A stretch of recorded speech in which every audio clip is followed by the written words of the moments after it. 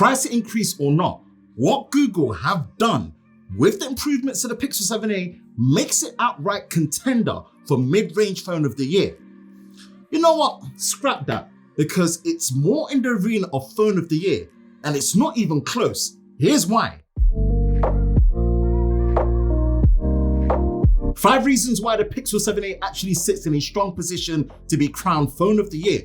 And we're going to address the first one in the room, which I'm glad to say is no longer the 60Hz only display, which we will get onto later. The price is the first reason. Yep, we've seen a price increase in the UK to £449 and $449 in the US. And as much as I would love to see the same price as before, you could argue that low-key, year on year, the Pixel A series devices are getting more expensive and touching the souls of their bigger number siblings. This is still within the threshold of an acceptable price for mid-range, not just any mid-range, but arguably the best upper-level mid-range phone you can get right now. And it's probably worth considering this as a true flagship killer. Let's try and understand why Google this time around felt the need to increase the price, with reason number 2, the display. For everyone, including myself, who reviewed and used the Pixel 6a and defended the reason why Google opted for a 1080p 60Hz display alongside the 1080p 90Hz of the Pixel 6 and the QHD 120Hz of the Pixel 6 Pro, but still said and still hoped and prayed that this would be the final time Google would use a 60Hz display on a Pixel A series device, then rejoice, because Google have listened to our prayers, because the new 6.1-inch 1080p OLED display does have a smooth display option at 90Hz, just like the Pixel 7. Now, we do have to take time to see and compare how close the display experience is to the Pixel 7, but regardless, this is a very welcome change to answer what was the biggest complaint on the Pixel 6a. Reason number 3, the camera.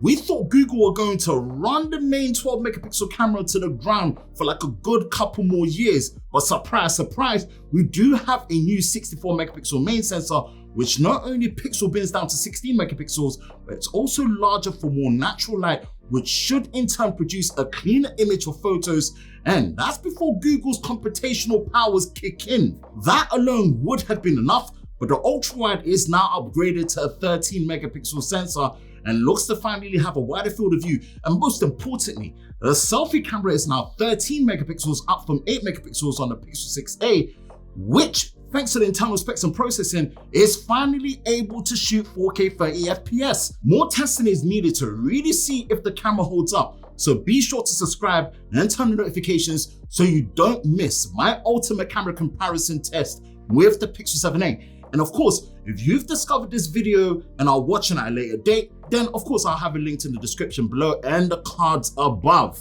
I mentioned it in passing when talking about the camera. Reason number 4, the specs and performance. The obvious improvement is the addition of the Tensor G2 chip. Now, until I have my Pixel 7a for testing and review, I can't say for sure if it's the same Tensor G2 found in the Pixel 7 and Pixel 7 Pro, but if it's anything to go by with what Google did with the Pixel 6a, then it should be the same G2 chip. The not so obvious that I personally wanted to improve was the RAM quantity, because the 6GB of RAM on the Pixel 6a has been a low-key worry for me when considering long-term usage. But now, with 8GB on the Pixel 7a, backed with 128GB of UFS 3.1 storage, that lines up to be the same base spec as the Pixel 7. Now you get why we need to start looking at the Pixel 7a more as a flagship killer and not just a mid-range phone, because it's really stepping on the toes of the big boys. And now we get to reason number 5, Android 14. Now look, hold your horses, because yes, the Pixel 7a does come with Android 13 out of the box. And we probably won't see Android 14 out of the box until the Pixel 8 series in October. What I can say is, based on Google's track record and the benefits of owning a Pixel device, the Pixel 7a will definitely be one of the first phones out with Android 14 once it goes live, and considering how well optimized Google's Pixel experience software has been since Android 13 and visually since Android 12, Android 14 is looking to be a nice experience on the Pixel 7a. The closest competition the Pixel 7a has got to worry about in the same space is most likely from Samsung and Apple with the A54 and the SE. But there are others to consider, which you can let me know in the comment section below what device you think will cause the most problems for the Pixel 7a.